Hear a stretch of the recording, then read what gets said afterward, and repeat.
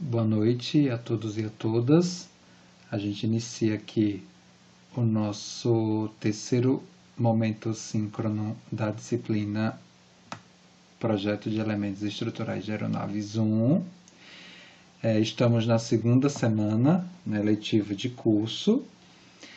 Tivemos aí uma primeira semana bem intensa, não é? Com uma avaliação diagnóstica, apresentação, né, da disciplina estruturada no Moodle.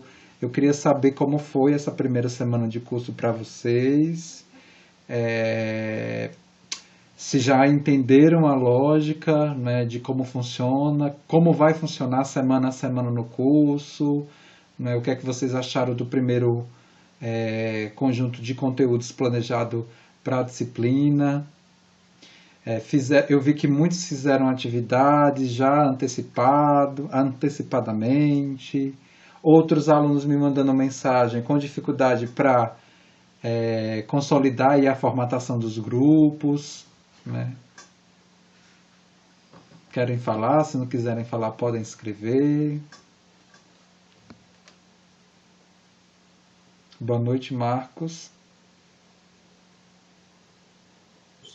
Oi, Marcos. Estou escutando sim. Pode falar. Não, foi uma semana, assim, é de adaptação, na verdade, né? Então, assim, eu conheci o seu método de ensino, é tudo muito novo, né? Então, assim, é muito bem estruturado, depois que a gente se adapta, é muito bom. Eu achei, assim, muito bom. Uhum. Também. Vai diminuindo a quantidade de vídeos no decorrer E, do curso, né? Nessa primeira parte, realmente, tem bastante vídeo, né? Principalmente agora, né? Nessa segunda e terceira semana. A primeira também teve, né? Mas nessa segunda e terceira semana vão ter bastante vídeo, mas depois vai diminuindo, né? Mas a gente tenta se ajudar aqui também nos momentos síncronos para tirar dúvida. Se vocês quiserem também colocar dúvida lá no espaço final de cada semana, né, dúvidas postadas lá no fórum, né, de cada semana também pode postar que eu, no mínimo uma vez por semana, dou uma olhada lá para ver se tem alguma dúvida para responder. Ou também, se sentir confortável, pode também encaminhar as dúvidas pelo grupo do WhatsApp da disciplina, que também acaba socializando dúvida com todo mundo. A dúvida com todo mundo. Alguém quer falar mais alguma coisa? Quer tirar alguma dúvida também em relação à primeira parte, à primeira semana?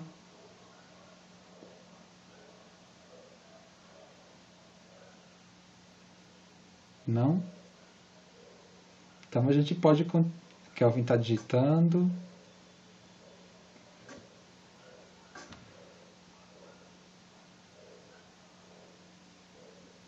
Eu vou fazer o seguinte: enquanto o Kelvin digita, sem dúvidas, né, Kelvin? Enquanto o Kelvin digita, eu vou fazer o seguinte: eu vou compartilhar minha tela, porque assim, a primeira parte do nosso momento síncrono de hoje, dentro do contexto do conteúdo dessa semana, eu vou tentar aqui, né, nesse primeiro momento síncrono dessa segunda semana, fazer meio que uma palestra sobre a minha experiência como engenheiro, né, de desenvolvimento de estruturas aeronáuticas lá na Embraer.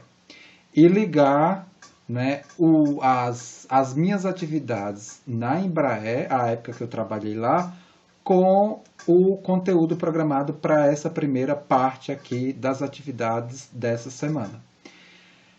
Não sei se vocês tiveram tempo de ver, né, a gente colocou no material dessas primeiras semanas de curso 2 entrevistas, né, com 2 engenheiros da Embraer. Um que é egresso da UFABC e outro que foi meu colega na época da minha experiência lá na Embraer, né, o engenheiro Christian. Atualmente o Christian, eu acho que ele é gestor em uma posição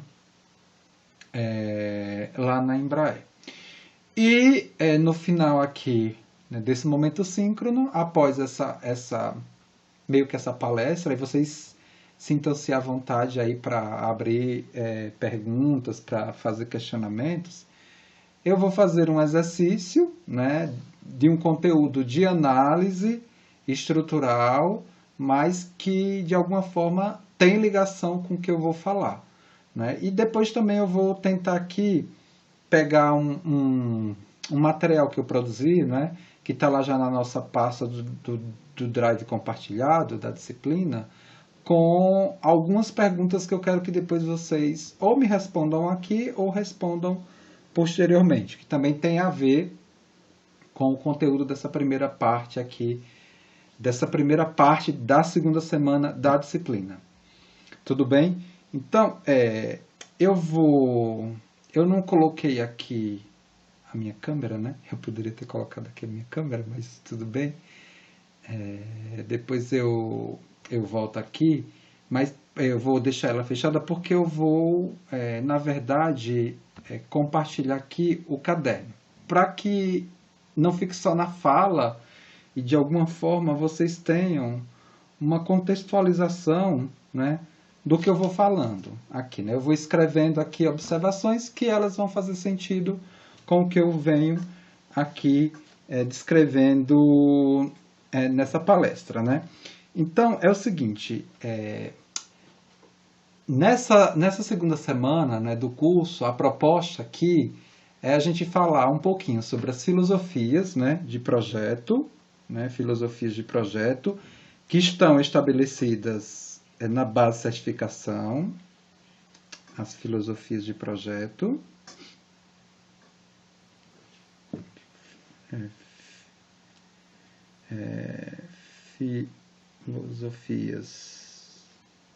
Filosofias de projeto. E na quarta-feira a gente começa com a parte de introdução à engenharia de cargas, tá? Mas aqui hoje basicamente a gente vai dedicar sobre essa questão da filosofia de projeto e articular essa questão das filosofias de projeto com a minha realidade lá profissional na Embraer. Filosofia de projeto estrutural dentro do âmbito da base de certificação, né?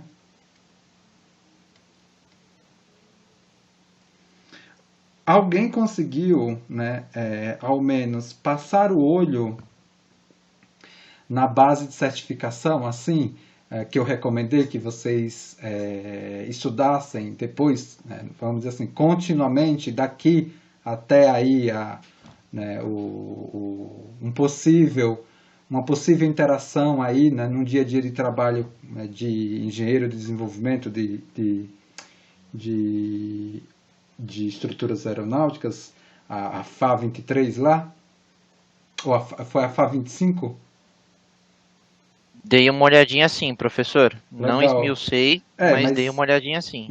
Chegou nessa olhada superficial, identificar as filosofias de projeto, né, que a base de certificação ela possibilita, né, dentro da certificação de estruturas aeronáuticas.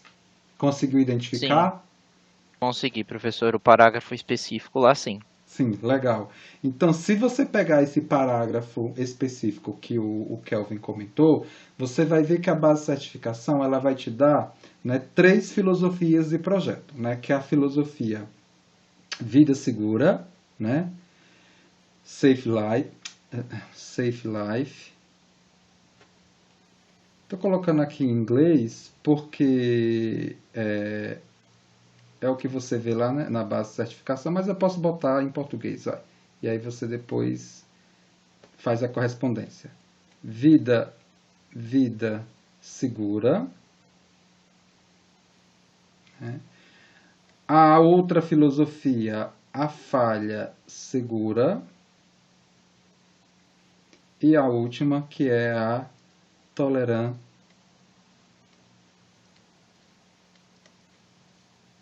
ao dano, ou tolerante a dano.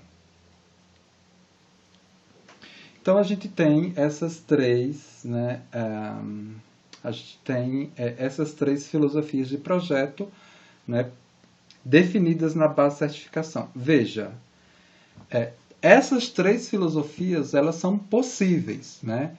A gente sabe, né, que, basicamente, né, dentro do âmbito mais global, né, de projeto e de certificação, a gente aplica a tolerante ao dano, né? A tolerante a dano. Dentro do contexto do que está já no material, né, de suporte à disciplina, né? É com ela que você vai dar, né, a mais segurança, né, dentro do contexto do projeto, né, estrutural aeronáutico, né, ligado a aspectos econômicos, né? Perfeito. E, é claro, né, eu não vou aqui ficar, né, gastando tempo definindo essas coisas, porque eu defini lá na teoria, e qualquer dúvida que ficar em relação às definições de cada uma delas, a gente pode retomar aqui em um outro momento síncrono e tentar, né, deixar isso aqui de forma bem clara. Tem um artigo também que eu fiz de divulgação científica que, de alguma forma, contextualiza essas filosofias de projeto e a evolução, né, da vida segura para tolerante a dano.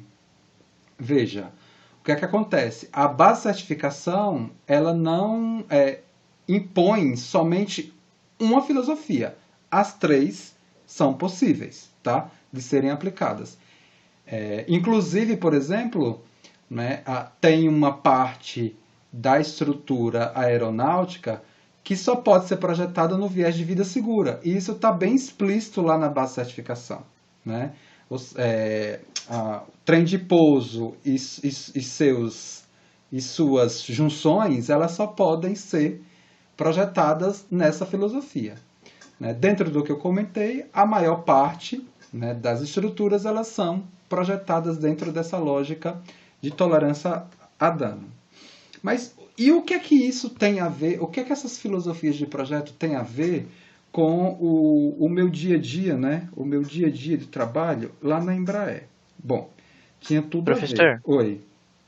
antes do senhor prosseguir para essa parte, olhando aqui o 25571, eu fiquei com uma dúvida, que ele apresenta um quarto parâmetro, né, que seria o Sonic Fatigue Strength. Isso seria especificamente a questões relacionadas ao projeto dos pylons, por conta, não sei, especificamente de alguma coisa relacionada aos motores que ele cita anteriormente? O que seria esse parâmetro? Não, porque é o seguinte, pelo que eu estou entendendo aí, a tradução aí é resistência à fadiga, né? Sônica. E esse Sonic teria que tradução livre?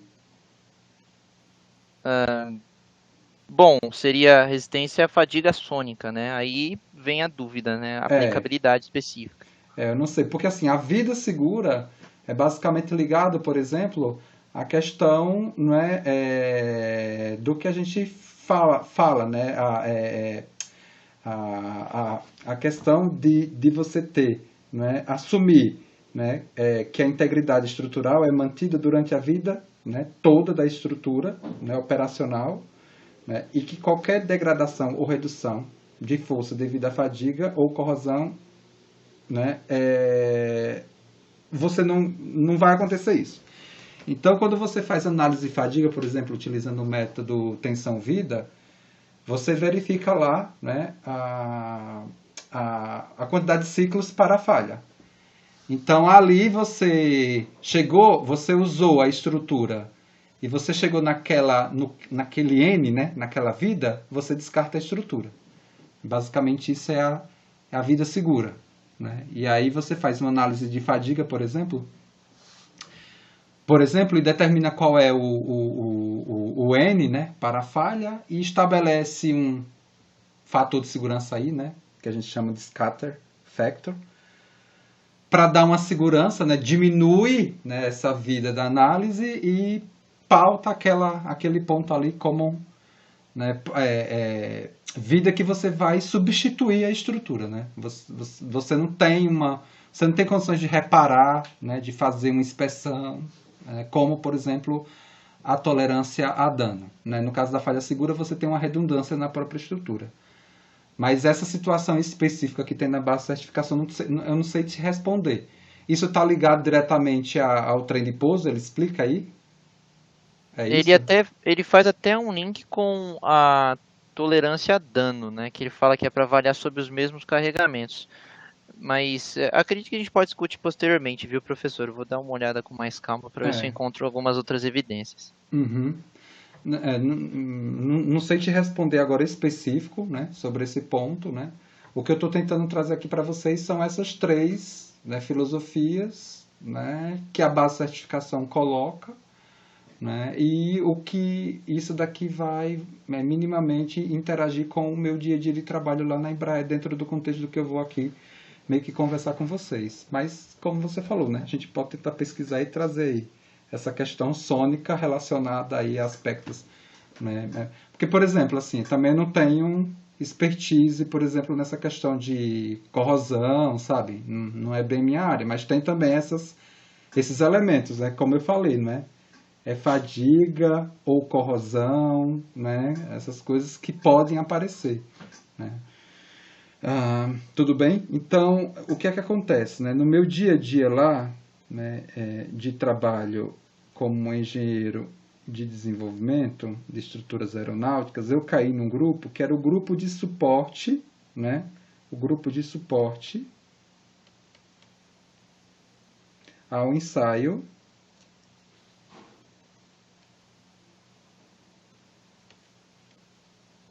em escala real. E é o ensaio de fadiga, né? O ensaio de fadiga em escala real. O que acontece?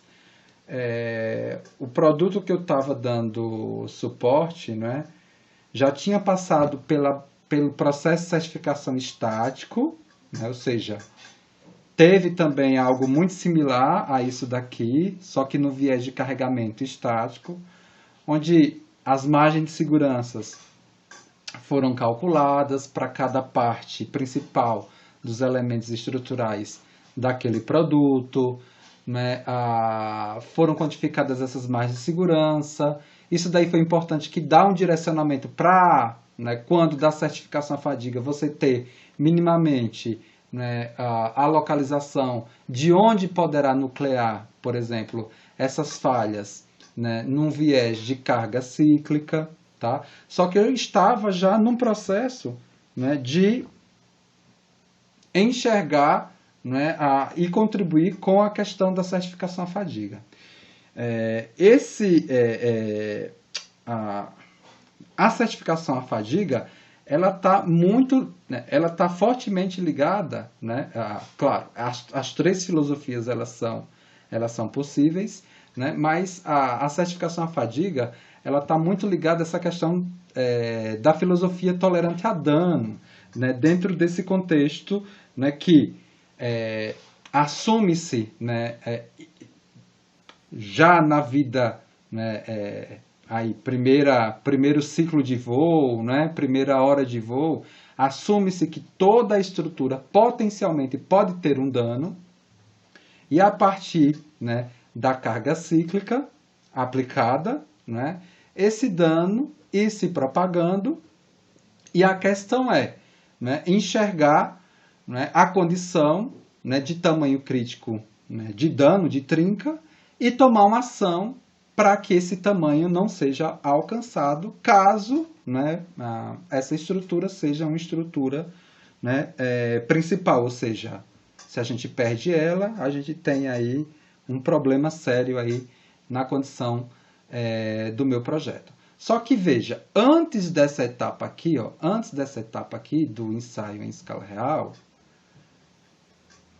a certificação, né, inteira, todo o processo de relatório de certificação à fadiga, ele foi constituído a partir do MEF, do Método dos Elementos Finitos, ou seja, com auxílio, né, do MEF, né, e de modelos teóricos, né, modelos teóricos simulados com o MEF.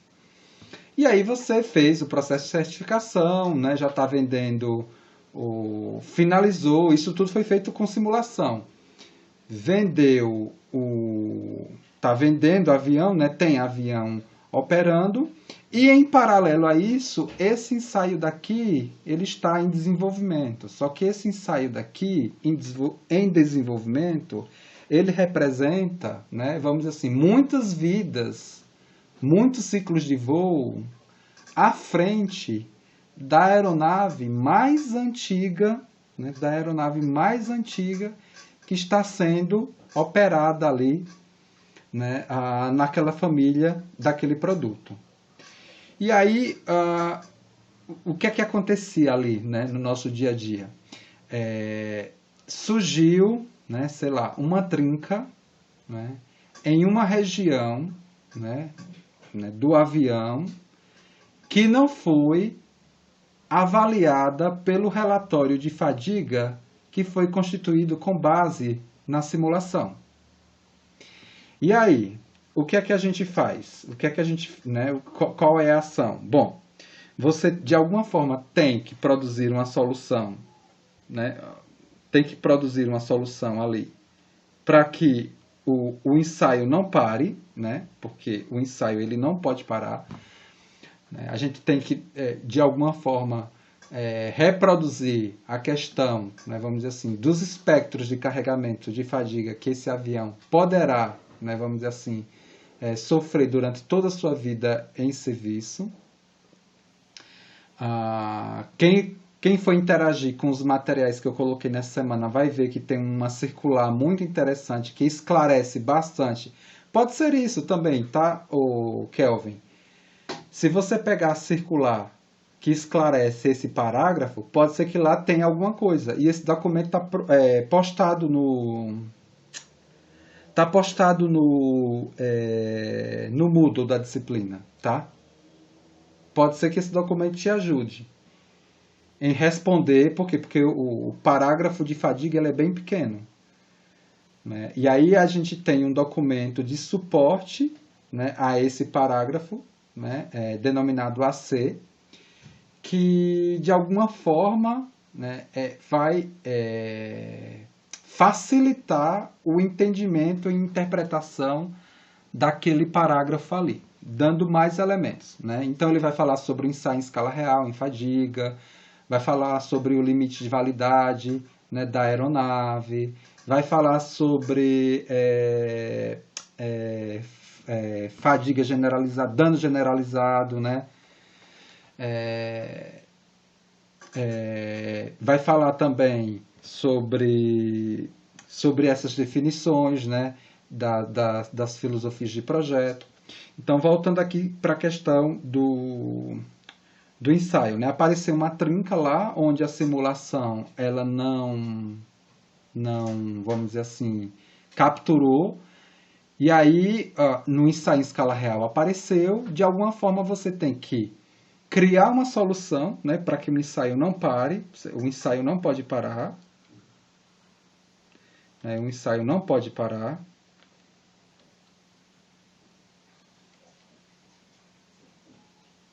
Por quê? Porque a aeronave mais velha, né, daquela família, né, daquele produto está voando e você obrigatoriamente não pode condicionar, né, a uma proximidade da vida que está sendo simulada no ensaio ao do avião mais velho da frota. O ensaio tem que sempre, né, representar muitas vidas à frente, né, muitas vidas à frente do que o avião mais velho da frota. Você tem que, de alguma forma, né, criar uma solução para que o ensaio não pare, né, claro, utilizando também ali a questão, né, dos modelos em elementos finitos. Possivelmente, aquele modelo de elementos finitos que você utilizou para fazer, né, o relatório, né, de fadiga, ele estava numa condição que não me dava, vamos dizer assim, uma situação para conseguir capturar aquela trinca, né, aquele dano. Então, você vai ter que, de alguma forma, modificar esse modelo aqui, né, de elementos finitos, fazer um refinamento local, no sentido de justificar o surgimento daquela trinca que apareceu ali no ensaio em escala real. Fazendo isso, né, você constrói uma solução para o ensaio não parar. Que solução é essa? é um reparo, né, na maioria das vezes, né, pode ser também, né, um furo ali para impedir a propagação da trinca naquele momento e continuar, mas depois você vai ter que de alguma forma dar uma solução de reparo também, porque depois de um certo tempo vai nuclear um outro ponto de trinca ali naquele furo e a trinca continua a propagar, né? Ou a substituição daquele elemento quando der, né, para que o ensaio, né, continue. E, de alguma forma também, preparar uma solução, né? Eu tenho que preparar uma solução para os aviões que já foram vendidos da frota, né? Os aviões vendidos da frota vai ter que ter uma modificação de projeto. E aqui eu quero parar um pouquinho para a gente discutir. Bom, olha só. Essa solução aqui, ó, essa solução para os aviões vendidos da frota, ela passa também por uma condição econômica. O que é que acontece? Quando uma operadora, né, compra um certo produto, né, aeronáutico, né, a fabricante, ela garante, né, vamos dizer assim, contratualmente, ela fala, né, para o operador que o produto dela é muito bom, né? Que, assim, ela é basicamente, né, a tolerância ao dano, né, a tolerância ao dano, ela basicamente é a filosofia amplamente aplicada, então ela não mente, né, para a operadora, ela fala que aquele produto vai ter um manual de reparo e manutenção, né, mas, vamos dizer assim, que a primeira vez lá que o produto vai ter que sofrer uma manutenção, sei lá, vou chutar aqui, tá? É só para ajudar aqui na contextualização. Sei lá, vou colocar aqui 20 mil ciclos, né? 20 mil ciclos, né? Ou 20 mil GAGs, né? O avião, né, fez um ciclo, né? Não em horas, né? Estou colocando aqui uma medida de tempo, né? A depender do tipo da estrutura, você pega em ciclos, você pega em horas, depende, né, do projeto. Vou colocar aqui que no contrato você fez lá que o avião, né, a primeira etapa aí da questão de manutenção dele vai sofrer em 20 mil ciclos. Se isso acontecer, sei lá, no contrato a empresa fabricante paga 50% dessa manutenção e a operadora paga 50%. Né? Aí está tudo em contrato. Tá? Abaixo disso, abaixo de 20 mil ciclos, a fabricante tem que pagar 100%, né? 100% de todo o processo de manutenção que foi colocado abaixo desse limite aqui. E aí, né, vamos lá, né, no full scale apareceu aí, né, uma trinca não prevista em projeto, sei lá, com 8 mil ciclos aí do ensaio, ou seja, e aí, sei lá, a aeronave mais velha que está voando, né, ela tem 2.000 ciclos. O que é que acontece? O contrato já foi feito, né? Eu sei que que isso vai acontecer e eu vou ter que cobrir 100% desse custo, mais ou menos, depende da situação. Bom, o que é que acontece lá, né? Bom, essa estrutura onde teve, né, essa trinca com 8 mil ciclos, ela é uma estrutura primária, ou seja, ela é um elemento estrutural importante, significante, né? Se a gente não reportar, se a gente deixar de reportar isso e essa estrutura, né, vamos dizer assim, perder sua capacidade de resistência e transmissão de esforços, eu vou perder a aeronave como um todo? Se sim, não tem jeito, gente. Aí você tem que comunicar a operadora, vai ter que assumir esse custo, né? E aí, por quê? Porque você está vendendo um produto super tecnológico, sei lá, o cara está comprando um monte de seu produto e ele não quer, e vai ficar com a frota parada, vai perder dinheiro e é isso aí. Você vai ter que arcar com esse custo. Mas se esse elemento estrutural ele não é importante, ele é secundário, né? Por análise, tá? Demonstrando por A mais B. Se isso não vai ter importância nenhuma dentro do contexto estrutural, né? Você muitas vezes nem reporta. Né? Você vai reportar quando? Isso aqui, sei lá, depois de 40 mil ciclos. Sei lá, com 40 mil ciclos você fez no contrato dizendo assim, olha, se tiver, né, uma falha ou alguma coisa que precisa ser reparado a 40 mil ciclos, né, eu estou falando que é um produto muito bom, né, você vai usar bastante, ele só vai precisar de reparo lá na frente, então a fabricante aqui vai ter 0 de custo e a operadora vai ter 100% de custo. Então nessa situação aqui, você nem fala, né, nem a 20 mil ciclos, você só vai dizer assim, olha, a 40 mil ciclos você pega e troca essa peça. E a responsabilidade é toda sua. Tá? Então nessa solução aqui, ó, né, para os aviões vendidos da frota, né, que já foram vendidos, né, da frota, que já estão voando e precisa ter uma sinalização, né? Por quê? Porque pode ser que aconteça de um elemento aí principal ter um dano, né, ter uma falha, né, ter uma situação onde a análise, né, que fundamentou o relatório de fadiga ele não detectou, né, você obrigatoriamente tem que comentar. Mas se esse dano aí está num elemento estrutural que não tem muita importância, você não vai falar, ou vai falar lá na frente, tá? Então isso acontece mesmo, né? Conta, análise, né? A segurança, né, é avaliada dentro dessa lógica econômica, né? Para fabricante, né, perder, né, vamos dizer assim, né, ter responsabilidade, né, ter menos responsabilidade dentro do contexto, né, máximo possível. E um outro conjunto... Oi.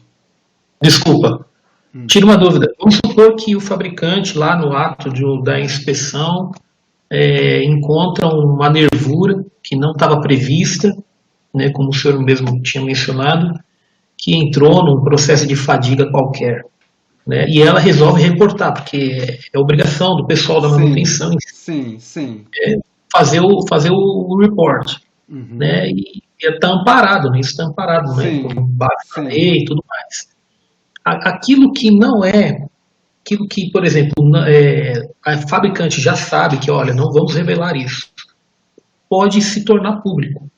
Ou seja, o documento, a partir do documento, vamos supor que a Lufthansa ou qualquer outra companhia reporta isso para a Embraer, as outras fabricantes vão ficar também de olho em cima, porque todo mundo recebe também esse reporte. Veja o caso aí das pinturas que está ocorrendo com a TAR. Não sei se você está ciente, com os A330. Está sabendo? Não vi.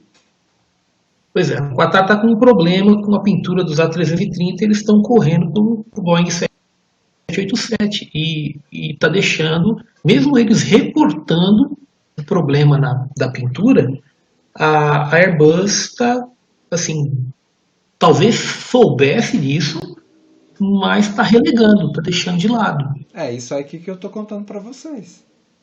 Exatamente, mas a Qatar reportou, entendeu? Mas o que eu tô o que eu tô contando aqui para vocês é que a fabricante ela não vai ser responsável a não condicionar a questão da segurança. Certo. Se ela não reportou é porque aquele elemento ali, aquele dano, aquela coisa que vai aparecer ali, não vai dar problema no contexto de transmissão daquela situação ali de esforços que estão, né, naquela região. Jamais, se tiver problema de segurança, vai ser reportado sim. E vai ter uma solução para os aviões vendidos da frota, outra, né? E vai ter uma mudança de projeto, que é o que eu ia continuar, né? O projeto vai ter que ser modificado, né, para que, né, os aviões novos que sejam construídos, eles não tenham essa situação. Agora, se for uma situação que não tem problema estrutural, aí, o que você está contando, não. Aí é uma situação, né, que está tendo problema e a fabricante não está tomando uma ação, é isso? Quase isso. De repente, a fabricante soubesse, né, saiba daquilo, né, e não tenha passado, justamente para se eximir da responsabilidade. Aí é bem perigoso, né? Porque a questão, exatamente. Porque a questão da segurança, né, é assim, é um elemento assim, chave, né? Não tem como. Crucial, né? É crucial. Você falou na última aula do tripé, né? Pesquisa, experimento e tragédia, né? E tragédia, que alimenta bastante esse processo. Inclusive, né, a evolução aqui, não é? A evolução que a gente tem aqui, ó, é justamente construída nesse tripé. Inicialmente era vida segura, aí viu-se que não tinha, né, como manter a filosofia toda na vida segura, porque quem é que me garante que no primeiro ciclo de vida uma chave não tenha batido em algum lugar e condicionado ali uma trinca superficial, um dano superficial? Quem é que me garante que todos os elementos estruturais que compõem o avião no seu primeiro dia de uso não tem nenhum dano? Entendo. Não dá para você garantir isso. E o que é que acontece, né? A vida segura, ela assumia que a vida operacional da estrutura, né, você garante que não tem, né, degradação ou redução, né, da resistência devido à fadiga. Mas se você já tem um dano ali, já tem alguma coisa ali. Né? E aí você vai começar a ciclar e aquilo ali vai começar a acumular dano e a chegar no momento que vira trinca e aquela trinca começa a propagar. Só que você pensou que aquilo somente iria acontecer, sei lá, depois de, sei lá, 30 mil ciclos. Mentira. Só que já tem ali um dano no ciclo 1. Iria começar a propagar em 30 mil, mas no ciclo 1 já tem um dano e ele começa a propagar dali. Aí pensou-se na questão da redundância, né? Mas tem problema também. Quem me garante que em todas as estruturas redundantes você não tenha também danos ali iniciais? Que simultaneamente você, naquelas regiões de redundância, você tenha a questão da inutilização daquelas partes ali, né? E você perde a questão da redundância. Então, por isso que veio a questão da tolerância a dano. Você assumir que já tem um dano, e a partir da mecânica da fratura, né, que aqui está muito fundamentado, né, a tolerância a dano, na verdade, está muito fundamentada na mecânica da fratura elástica linear, né? Basicamente a mecânica utilizada, né, para compor aí, né, os diagramas de resistência residual e diagrama de propagação de trinca, para você estabelecer, né, o manual de reparo e manutenção da aeronave. Aí o que é que acontece? É o que eu estou contextualizando. Acontecia essas coisas lá no dia a dia, acontecia. Só que pelo menos na Embraer, a questão da segurança, a gente não iria, por exemplo, essa equipe que trabalhava nesse suporte aqui, o ensaio, que dava essas 3 soluções, eu só coloquei 2 aqui, jamais iria fazer alguma coisa que não tivesse a condição de segurança ali garantida. Não dá. Por quê? Porque é tudo mapeado, né, internamente, né?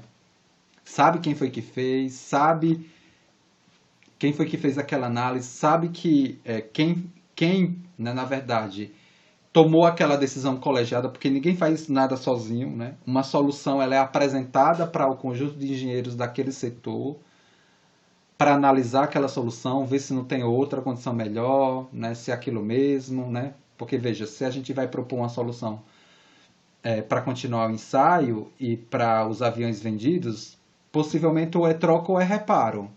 Se é reparo, é aumento de peso, né? Então sempre tem essa questão aí. Complicada. Então sempre tem mais de um olho ali para bater o martelo numa análise, né? Numa solução construída. Mas essa situação contratual, ela existe, né? Nenhuma operadora, nenhum cliente vai comprar algo que não seja, vamos dizer assim, garantido uma certa, né, dá uma certa confiabilidade de pouca parada, né, de pouca manutenção na frota, né? E aí existem os contratos, né? Eu estou dando exemplos aqui, eu não sei se é um exemplo real, mas eu estou dando uma situação que acontece, que era colocado lá, olha, eu quero que você faça análise aí e me mostre por A mais B que isso não vai ter problema, porque eu não quero, né, me comprometer em pagar 100% desse problema. No máximo 50%, ou se possível você me mostrar que isso daí não tem importância nenhuma, a gente só vai avisar lá para a empresa que isso aí vai aparecer em 40 mil. Se a empresa, por exemplo, como você está falando, identificar alguma coisa quebrada lá, ela vai trocar, né? E ela vai reportar. Né? Possivelmente vai ter aí uma interação com a fabricante vai dar alguma resposta para ela. Não, é isso mesmo, tal, não sei o que, não tem problema. Né? Vamos nos acertar agora com essa situação.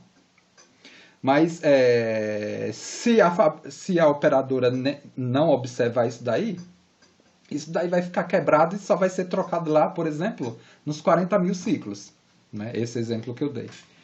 Mas com certeza é o que você falou, né? As operadoras também elas são obrigadas, né, a reportar problemas, né?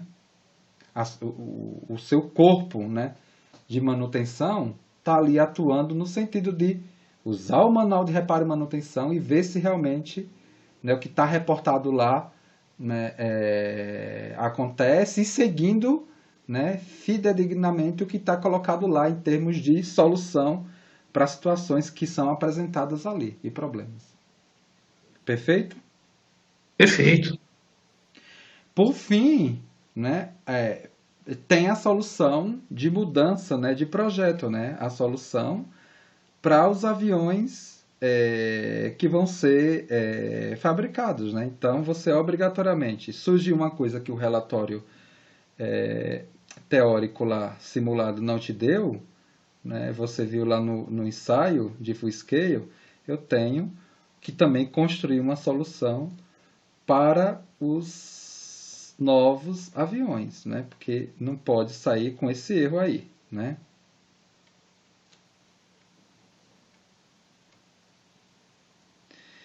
Beleza, então falei bastante de ensaio, né? Falei bastante do ensaio de fadiga, dessas soluções, do modelo em MEF. Mas quem tem ideia, né, de como é que a gente pega, né, informação, né, desse ensaio em escala real aqui, de alguma forma, né, que fundamenta as coisas que foram, né, simuladas aqui. Alguém tem ideia? Como é que o que é que o engenheiro, por exemplo, de ensaio dá para você, engenheiro de desenvolvimento, que é lá no escritório, que é um engenheiro de estresse, que está lá no computador, né, projetando, para você comparar, né, o simulado com o experimental. Vocês viram o ensaio, a certificação, né, o vídeo de certificação do requisito de certificação que eu coloquei lá? Né, é um ensaio, a estrutura de ensaio é similar, né, aquela que está lá. Como é que eu vou pegar essa informação? Por exemplo, alguém me mostrou lá, sei lá, a trinca eu vou lá ver e eu vou produzir essas soluções. Mas eu só olho a trinca, eu preciso colocar alguma coisa ali próxima daquela região para tentar capturar alguma coisa. O próprio modelo IMF ele já é fundamentado, né, a partir desse ensaio. Com base no quê? Alguém tem ideia? Que tipo de sensor, né, teria? Porque assim, você tem a reprodução do carregamento, do espectro de carregamento de fadiga, né, que a aeronave possivelmente vai ter aí, né, que eu não sei, mas eu preciso projetar, né. Coloquei lá o carregamento, né, o espectro, esse carregamento aí vai me produzir né, as cargas cíclicas, que vão me gerar internamente algumas coisas, né, na estrutura. E são esses parâmetros que eu uso para fazer as análises e enxergar ali margem de segurança. Como é que eu vou pegar que tipo de sensor é que possivelmente eu coloco nesse... Eu distribuo nas superfícies aí das minhas estruturas principais para pegar informação. Vai usar o strain gauge lá? Isso. Eu vou usar os strain gauges. Eu posso utilizar somente um strain gauge ou um conjunto de strain gauges que me formam o que a gente chama de roseta de deformação. Né? Por exemplo, eu quero, sei lá, eu estou, né, analisando, eu quero analisar uma superfície, né, da fuselagem. Então, eu já sei ali que eu tenho um carregamento de pressurização. No exemplo passado eu vi que eu tenho um estado ali, né, duplo de tensões. Não dá para eu usar somente um strain gauge, porque eu não vou conseguir caracterizar ali o estado de tensão no ponto, né, para tomar a decisão. Possivelmente ali eu vou colocar uma roseta, né, de deformação para eu, de alguma forma, ter, né, a estimativa de tensão ali perto daquela região que falhou, que eu não tinha, né, que eu não tinha verificado, para modificar o meu modelo de elementos finitos, né, rebuscando ali o meu modelo de elementos finitos, para fazer um comparativo, né, entre as variáveis do ensaio e as variáveis ali simuladas no MEF.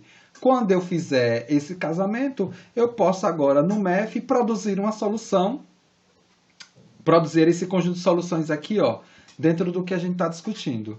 Então, é justamente o que o colega falou, né? É justamente por meio, né, dos strain gauges, né, que a gente consegue, de alguma forma, ter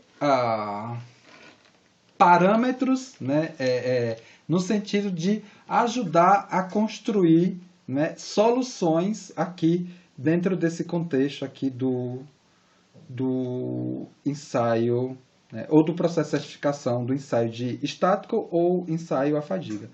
E aí, nesse sentido, é que eu preparei aqui, né, esse exemplo daqui para a gente revisar esse tópico, né, que de alguma forma apareceu aí na avaliação diagnóstica e que vai, vamos dizer assim, vai estar muito presente, gente, no dia a dia, por exemplo, dos nossos trabalhos aí de interação, por exemplo, com os engenheiros de ensaio. Então, no exemplo 2 do nosso curso, né, o exemplo 2 do nosso curso, eu trago, né, uma revisão sobre a aplicação de rosetas de deformação. Então, eu tenho aí, em um ponto,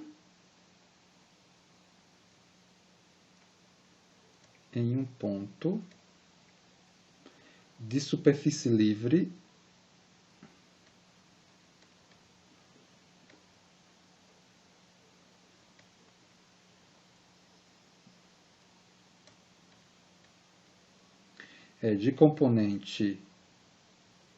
de um componente estrutural,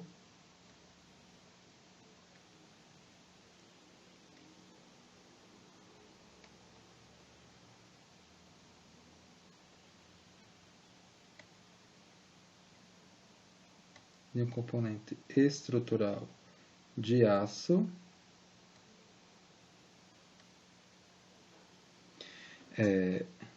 de módulo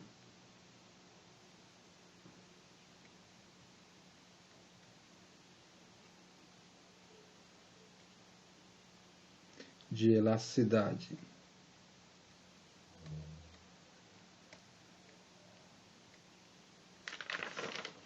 e valendo 200 vezes 10 a 3 megapascal e coeficiente de Poisson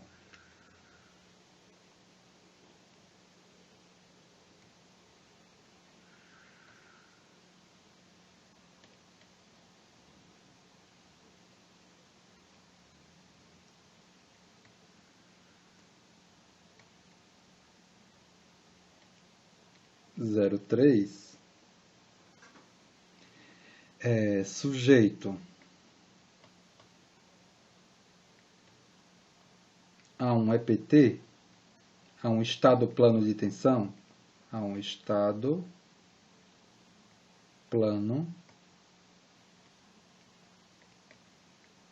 de tensões.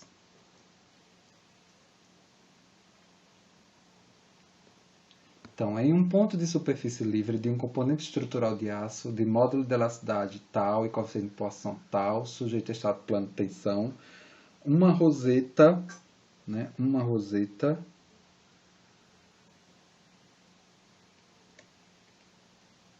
de 60 graus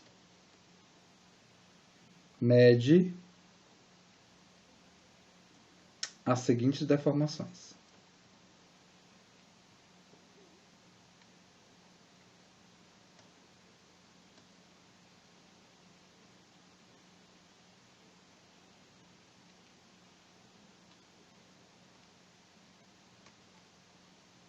Então, eu tenho aqui a deformação no canal A, 1200.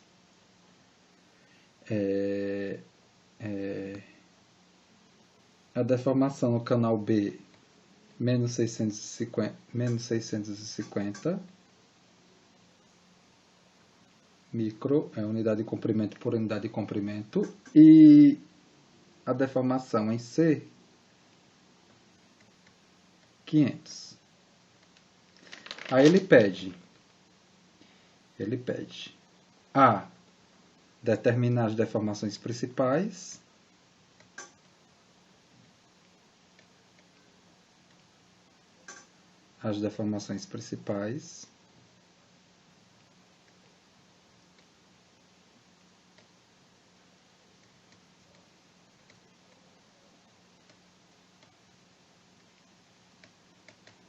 e B, as correspondentes tensões principais.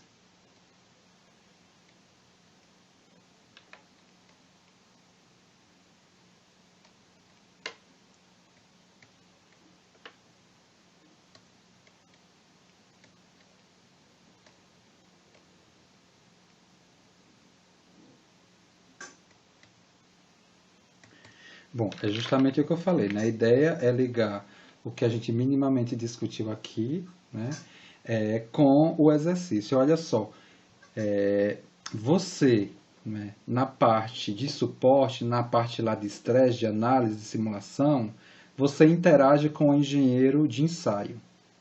Você identificou algo, né, o engenheiro de ensaio te reportou algo que não está, né, vamos dizer assim, sinalizado no relatório que foi constituído a partir da análise, né, via MEF.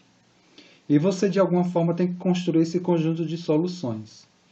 Então, de alguma forma, ali você tem que entender o comportamento próximo daquela região ali onde aconteceu aquele dano, aquela falha, que não foi detectada pela simulação. Então, um primeiro passo, né, ali é tentar quantificar informações próximas daquela região. E não tem que fazer, gente. Tem que colocar sensor ali, né? Tem que colocar um sensor ali para eu poder pegar, né, esses dados. Os dados eles vão vir por meio... Gente, o engenheiro de ensaios, para um dado espectro de carregamento, ele não vai te dar tensão, tá? Ele não vai te dar tensão no ponto. Ele vai te dar as deformações ali que vão aparecer naquele ponto para os diversos casos de carga, né, que foram projetados pela fabricante. Então você vai ter um conjunto de deformações que saem nos canais da sua roseta, dependendo o tipo de roseta que você, né, definiu para aquela região de ponto de análise próximo à minha falha ali. Não vai colocar em cima da falha, porque você não consegue, né? O resultado vai estar muito perturbado. Você tem que buscar uma região próxima ali para fazer sua análise, né? Comparativa, depois, né? No sentido de construir essa solução, né? Ou seja, modificando o modelo de elementos finitos que justifique o surgimento dessa trinca e que esse modelo seja, esse modelo de elementos finitos seja represente efetivamente o que está aparecendo ali no ensaio, ou seja, você comparando, né, o resultado que deu do ensaio com o resultado para aquele mesmo ponto no modelo de elementos finitos com as modificações que você vai fazer ali daquele modelo. Então é isso, não tem diferença do que a gente vai desenvolver aqui. Então, sei lá, nesse caso aqui, né, nesse caso hipotético, né, o ponto de análise que ele ficou a roseta, né, a roseta teve essa configuração aqui, ó, né, os canais A, B e C, ou seja, é uma superfície. Não adianta numa superfície que vai tá atuando um carregamento qualquer que vai me gerar estados duplos ali. Não adianta querer caracterizar estado de tensão num dado ponto utilizando somente um string gauge, você não vai conseguir fazer isso, tá? Eu tenho que obrigatoriamente, né, definir uma roseta. Essa roseta daqui é uma roseta, no caso desse exemplo, uma roseta de 60 graus. É uma roseta de 60 graus. Né? Você foi lá, pediu para o engenheiro de ensaios colar uma roseta de 60 graus nesse ponto O, porque a partir desses resultados que o engenheiro de ensaio vai te dar em termos de deformação, você vai conseguir calcular, por exemplo, tensões principais no modelo de elementos finitos para aquele mesmo ponto, para todos os casos de carga que você vai analisar, você vai gerar também as mesmas tensões principais e você vai confrontar, né, experimento com a simulação. Se as coisas concordarem minimamente, opa, perfeito, o meu modelo de elementos finitos agora está redondinho e eu posso colocar um reparo nele, né, e ver a redistribuição do campo de tensão que vai ficar ali com aquela situação agora, não é? Daquele dano ali naquela situação.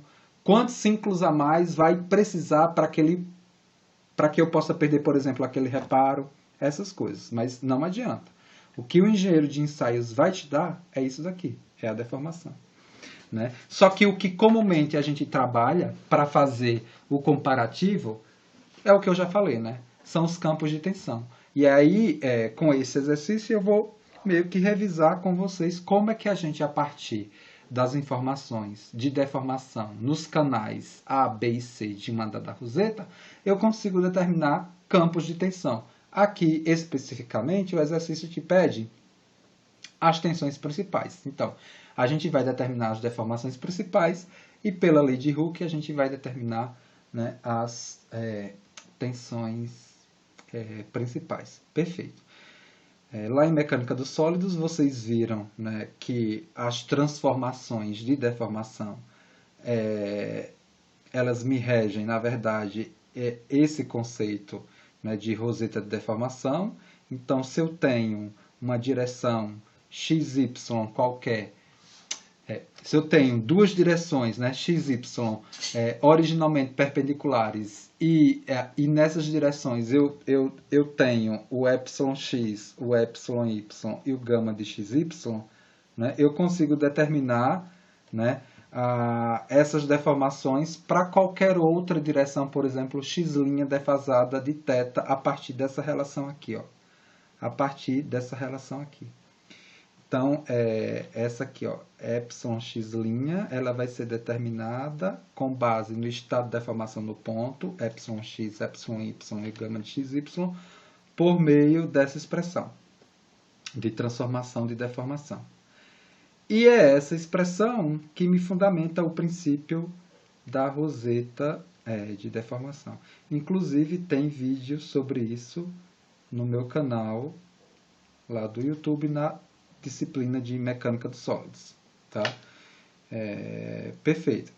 Então, no caso aqui dessa roseta de 60 graus, eu vou colocar esse sistema de coordenada aqui, ó, xy, para a definição do θ, né? Para a definição do θ, veja que eu vou ter aqui, na verdade, 3 θs, um para cá, porque veja, a direção A é uma x', a B é outra x', a C é outra x'. O que eu não tenho é isso aqui de baixo, tá? Eu tenho 3 deformações que foram pegas em ensaio, e eu não tenho o estado de deformação no ponto. Mas eu tenho aquela relação que eu acabei de escrever. Né? E aí, se eu tenho 3 informações, eu vou ter 3 equações e 3 incógnitas, ou seja, 3 informações associadas a cada um dos θs, para cada um desses canais, e, consequentemente, eu consigo, com essas 3 equações, determinar o εx, o εy e o gama de xy. Então, é o que a gente vai fazer. Então, nesse caso aqui, ó, o θA, ele vale, né, 30 graus, né? O θB vale 90 graus e o θC, né, ou seja, esse θ aqui da transformação, ele vai de x para o x' no sentido anti-horário, tá? Essa é a regra da transformação-deformação. Então, com isso eu consigo escrever as 3 equações, que é isso que a gente vai fazer. Então, eu tenho, por exemplo, para o x' sendo A, né, para o x' sendo a direção A, eu vou ter o εA igual ao εx, aí como eu já mostrei o ângulo, o θ vale 30 graus, é cosseno ao quadrado de 30, mais εy, seno ao quadrado de 30, mais gama de xy, seno de 30, cosseno de 30 graus. O εA é um dado da roseta, ou seja, o engenheiro de ensaio te deu esse resultado, tá? Você colou, né? Você fixou essa roseta naquele ponto de interesse seu para você conseguir identificar o parâmetro de interesse, no sentido de você comparar o modelo experimental com o modelo numérico. Ele te deu esse valor foi dado, ele vale 1.200, tá? Vezes 10 a menos 6, eu não vou colocar, no final a gente bota bonitinho, né, a unidade, 1.200 é igual a εx, né, é 0,75, cosseno de 30 ao quadrado, mais o εy vezes 0,25, que é o seno de 30 ao quadrado, mais o gama de xy vezes 0,433. No caso do outro canal, que é o canal B, ó, no caso do canal B, a direção θ vale 90, então a equação ela simplifica, né? Mas vamos deixar aqui bonitinho. Então eu vou ter, no caso do B, o x' sendo o B, eu vou ter θ 90 graus, então eu vou ter εb igual a εx cosseno ao quadrado de 90, mais o εy seno ao quadrado de 90, mais o gama de xy, seno de 90, cosseno de 90. Isso daqui vai me dar o εb menos 650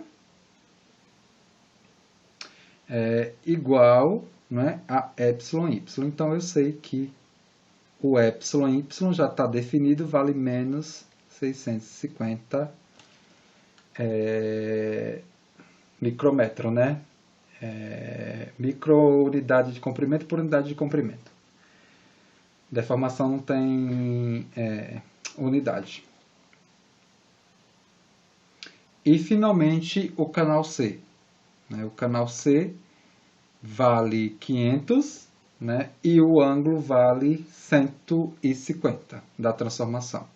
Então, eu tenho aqui, se o x' for igual à direção C, eu vou ter da equação de transformação de deformação aqui, postada aqui acima, ela vai valer o εc, ele vale o εx cosseno ao quadrado de 150 graus, mais o εy seno ao quadrado de 150 graus, mais o gama de xy de seno de 150 vezes o cosseno de 150 graus. Então, essa última equação aqui, ela me dá 500 igual ao εx vezes 0,75 mais o εy vezes 0,25 menos gama de xy vezes 0,433. Legal. Com isso, eu consigo montar um sistema de duas equações e duas incógnitas. Eu vou substituir o εy nessa expressão e nessa expressão e vou ficar com esse sistema aqui, ó. 1362,5 igual a 0,75 εx mais 0,433 gama de xy. E 662,5 igual a 0,75 εx menos 0,433 gama de xy. Resolvendo esse sistema, eu consigo determinar que o εx vale 1350 e o εy vale menos 650. E o gama de xy vale 808,31. Ora, você pode, né, para determinar as deformações principais, você pode utilizar o conjunto de expressões que você viu lá em mecânica dos sólidos ou a solução gráfica via círculo de Mohr. A solução gráfica via círculo de Mohr, né, ela é sempre constituída a partir da metade da distorção angular, né, porque a gente calculou aí foi a distorção inteira, né? Veja que esse valor aqui que a gente encontrou, né, ela é inteira, é 808,31, mas na transformação a gente contempla aqui via círculo de Mohr a metade. E o círculo de Mohr é sempre constituído a partir de três pontos notáveis, o ponto A, B e C, onde o ponto A é a deformação em X e a distorção angular, né, a metade da distorção angular. O ponto B, a deformação Y e a negação, né, da distorção angular. E o ponto C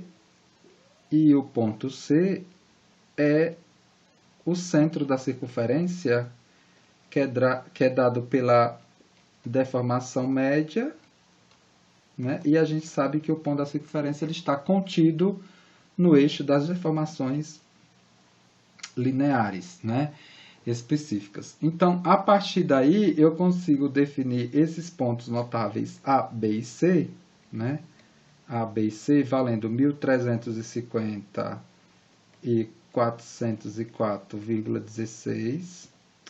O ponto B é menos 650 e menos 404,16. O C, ele vai valer 350 e 0. Ora, das expressões também de transformação de deformação que me caracterizam aqui, o círculo de Mohr, né, ou seja, a representação disso daqui aqui, né, eu facilmente consigo, né, identificar os elementos principais da circunferência, né, que é o centro e agora o raio. O raio ele é facilmente calculado, né, a partir desses pontos notáveis aqui A e B, né, e C. Eu posso, né, fazer a marcação, né, aí você vai em escala, marca, sei lá, o ponto A, que ele vai ter mais ou menos essa lógica, e o ponto B mais ou menos aqui nessa lógica, né, a partir de uma escala, né. Eu sei que o ponto A está associado à direção X, o ponto B está associado à direção Y, isso você viu lá em mecânica de sólidos, né. Aqui é o centro, né, você faz ponta seca do compasso, abertura em A e o B, traça o círculo, e aí você vai ter, né, a deformação, né, a principal maior, né, a máxima e a mínima, né, ou seja, a direção, né, onde as distorções são nulas, ou seja, onde as deformações lineares elas são a máxima e a mínima aqui no caso, respectivamente. E aí eu preciso encontrar nessa questão do raio, né, o raio da circunferência. E esse raio da circunferência sai geometricamente muito fácil, né, a partir, né, dessa conta aqui, né, a raiz quadrada, né, do epsilon de x menos o epsilon de y dividido por 2 ao quadrado mais o gama de xy sobre 2 ao quadrado, tá? Então é isso daqui, 1350 mais 650 sobre 2 ao quadrado mais 404,16 ao quadrado. Então, isso aqui vai me dar o raio. O raio vale 1078,58. E com o raio, finalmente, eu consigo calcular o epsilon 1, né, que é o centro mais o raio. Né, veja, ó, o valor do centro mais o raio, né, ou seja, me dá o epsilon 1. Isso aqui é clássico, tá, gente? Então, eu vou ter 350 mais 1078,58, me dando 1428,58. E o epsilon 2, o C menos o raio, me dando 350 menos 1078,58. Isso daqui me dando menos 728,58. Se eu somar esses dois aqui, ó, eles vão me dar 1428,58. 728,58 vai me dar 700, que é justamente a soma de 1350 com o 650 negativo, né? 700, perfeito, né? E aí eu recupero uma outra propriedade do tensor das deformações, que é a invariância. Como o problema é em estado plano de tensão, veja, eu calculei, né, as deformações principais, mas veja, né, o que eu preciso efetivamente, dentro de um âmbito de cálculo de margem de segurança, né, é em termos de sigma, de tensão, né, para comparar, né, essa situação aqui de elementos finitos com o experimental, né? A gente não compara, né, com deformação, né? Geralmente o que a gente faz no software de elementos finitos em termos de output é um parâmetro lá equivalente em termos de tensão, né? E aí você pode escolher MIS, tensões principais, né? E aí eu estou mostrando como você obter, por exemplo, um parâmetro de tensão a partir de um resultado de roseta de deformação. É isso que a gente está construindo aqui. Como o problema é em estado plano de tensão, o sigma z ele vale 0. E aí, pela lei de Hooke, né, eu consigo relacionar facilmente as deformações, né, no plano, né, as deformações com a tensão a partir dessas expressões aqui, ó.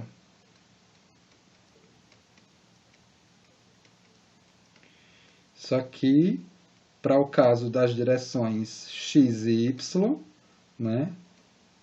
E se essas expressões da lei de Hooke elas são válidas para as direções x e y, elas também são válidas para as direções principais. Então, eu posso reproduzir essa mesma lei para as direções principais. Então, é com essa expressão agora que eu vou conseguir determinar o sigma 1 e o sigma 2. Por quê? Porque eu já tenho o epsilon e eu já tenho o epsilon 2.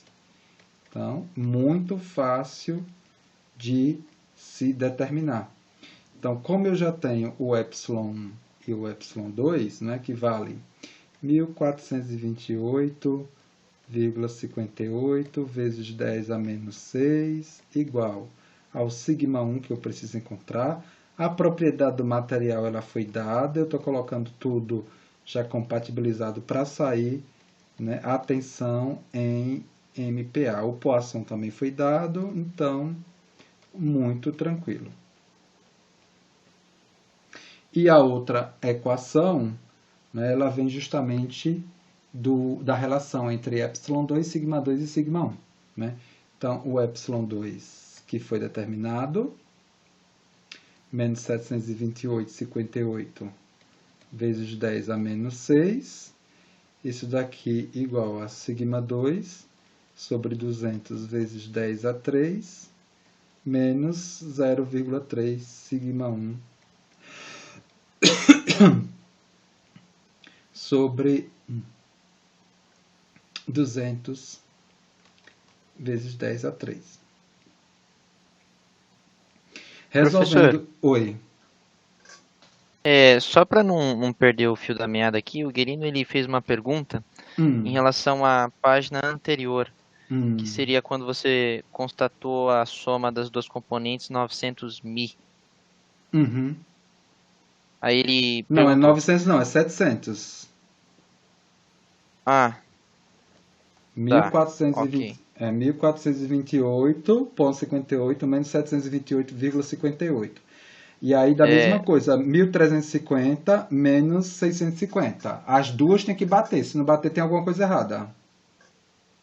Tá, então não sei Porque se eu compreendi, Guerino.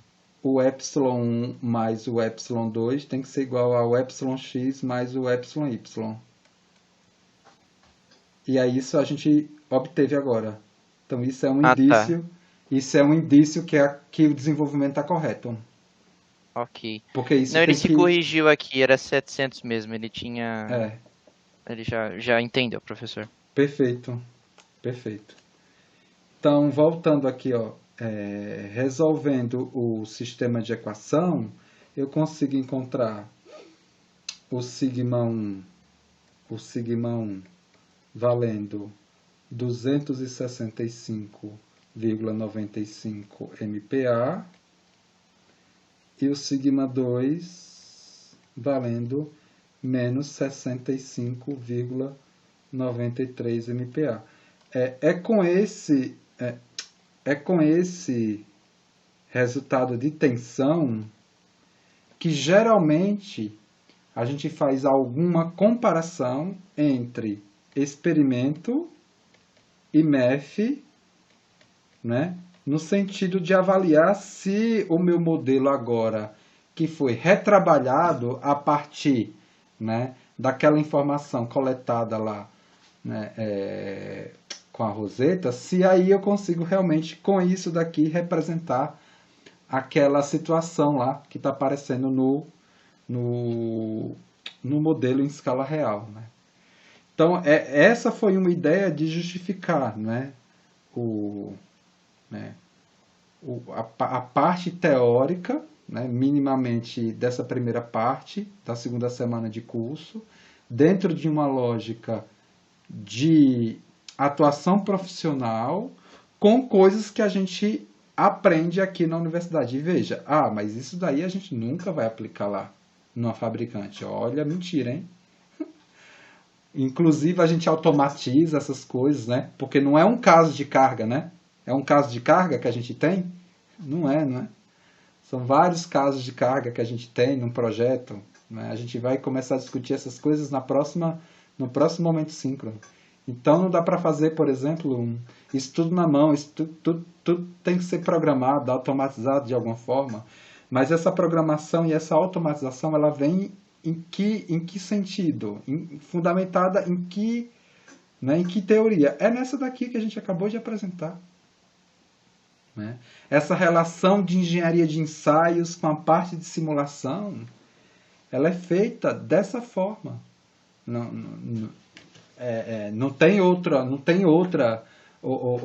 narrativa aí. Né? A gente não está enganando ninguém. Essas coisas a gente vai sim utilizar no projeto, na certificação e na análise de estrutura, sim. Né? Tá? E aqui, né, para a gente terminar o momento síncrono de hoje, eu quero recuperar aqui algumas coisas, né, que já foram colocadas.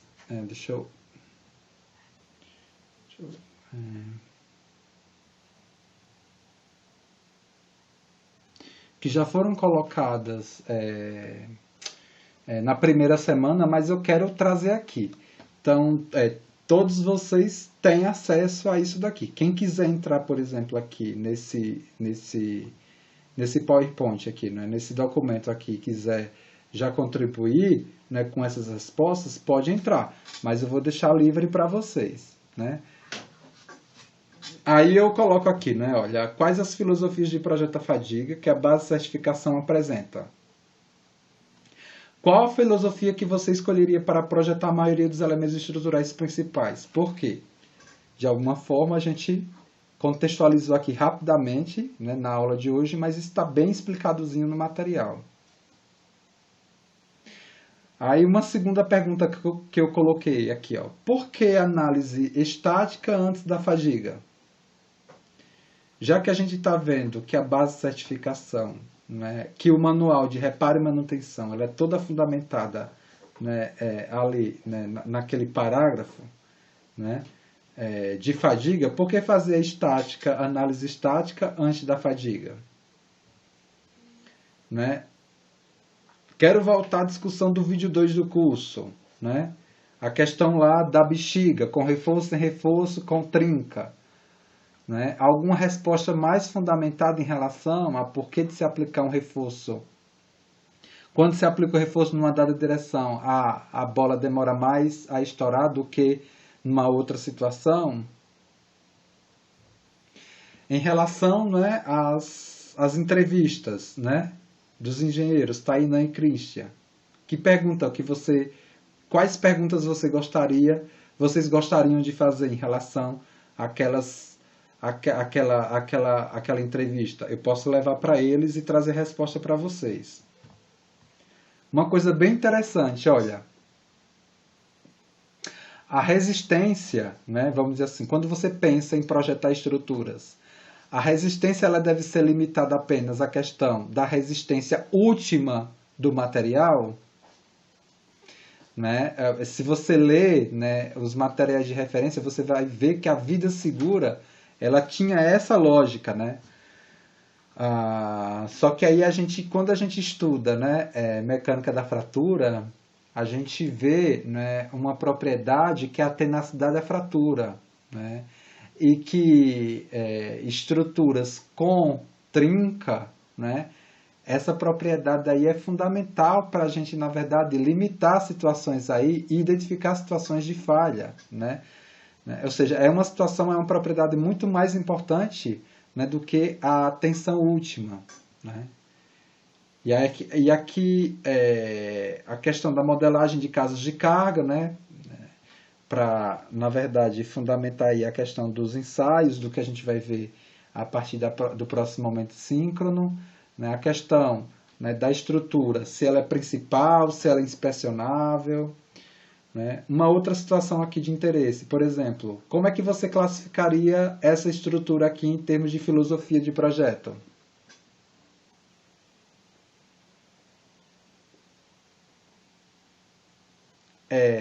eu poderia, né, fazer uma análise vida segura, a identificação dela é mais falha segura, né, tolerante a dano.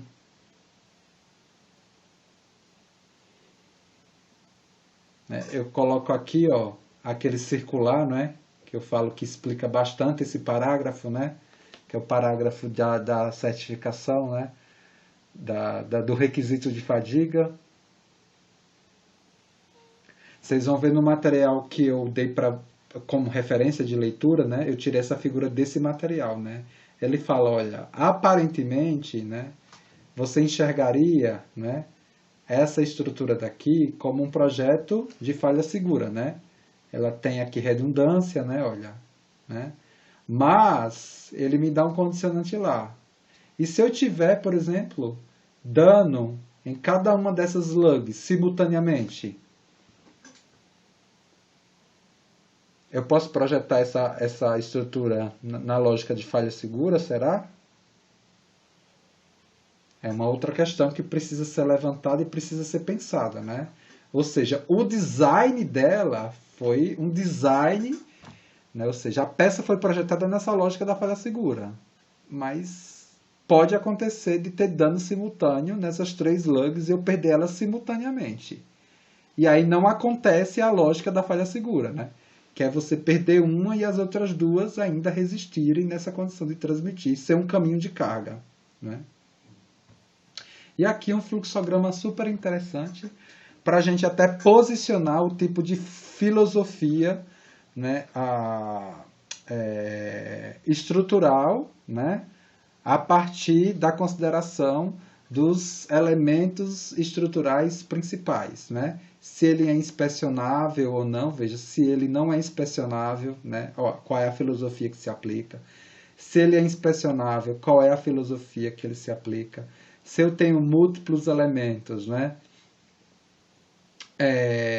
Qual é a filosofia que eu aplico, né? Então aqui dá uma ideia bem interessante do posicionamento da filosofia de projeto de um dado elemento estrutural principal para a condição, né, que a gente acabou de contextualizar nesse slide. Perfeito, gente. Aí eu deixo com vocês para questionar, tirar dúvida, né, posicionar aí alguma observação em relação ao que a gente discutiu hoje, em relação ao material dessa primeira parte da segunda semana de curso.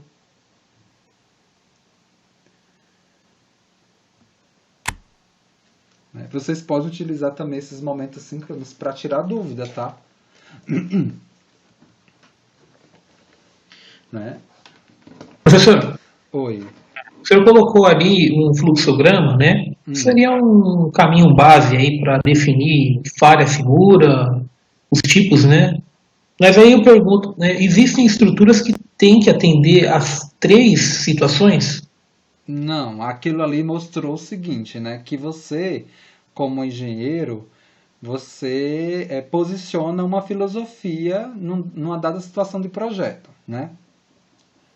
Primeiro, a estrutura é possível de ser inspecionada?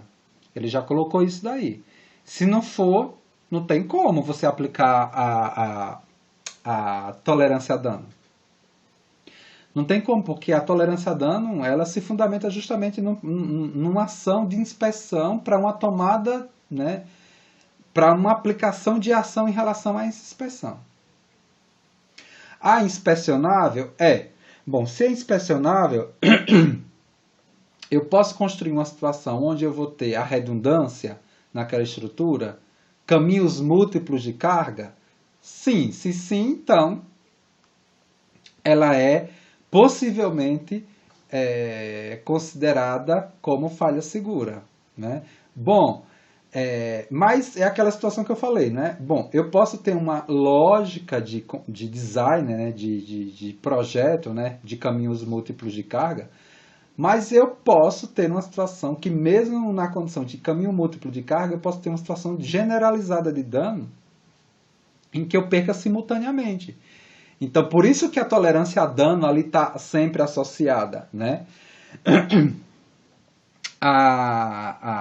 a uma possível filosofia de falha segura. Porque você tem que garantir realmente, né? Se o caminho múltiplo ele vai ser possível, né? Você garantir ali que uma falha e duas permanecem, ok, aí sim. Aí a filosofia ela continua sendo tolerância a dano, né, mas embasada por uma falha segura. Mas se não for, ela fica só tolerância a dano. Se você olha, eu tenho esse design feito aqui como um caminho múltiplo de carga aqui, mas eu posso perder elas três simultaneamente. Aí, né, já não é essa mesma lógica.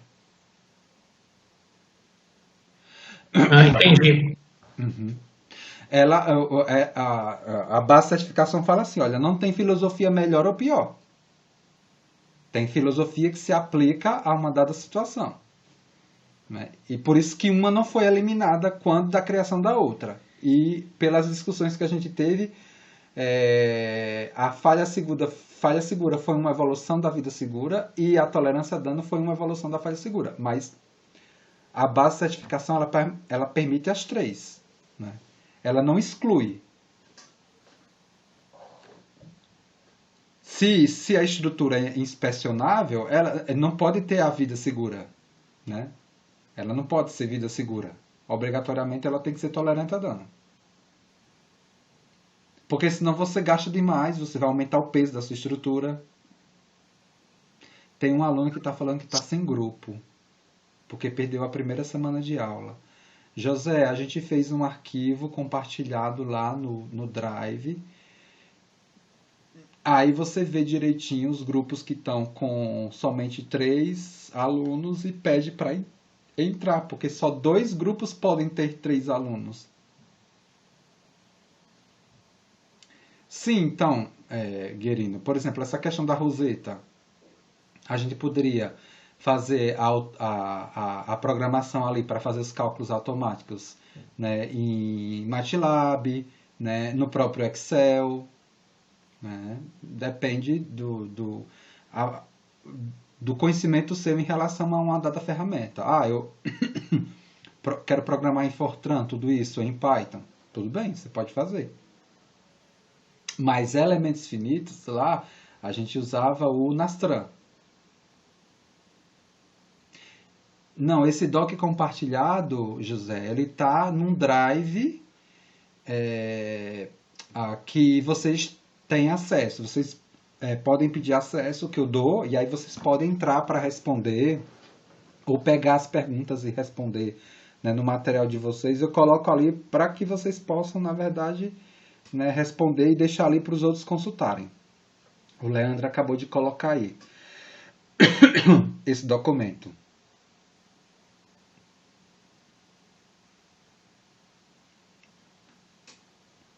Tá, gente? Eu vou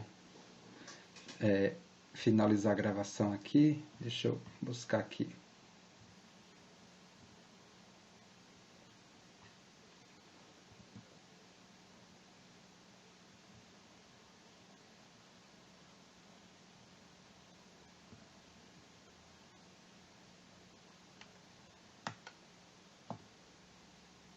Gravação apareça. Deixa eu buscar ela aqui. Eu coloquei aqui demais pro cantinho, né? Deixa eu fazer o seguinte, eu vou tirar aqui, vou colocar o mouse para não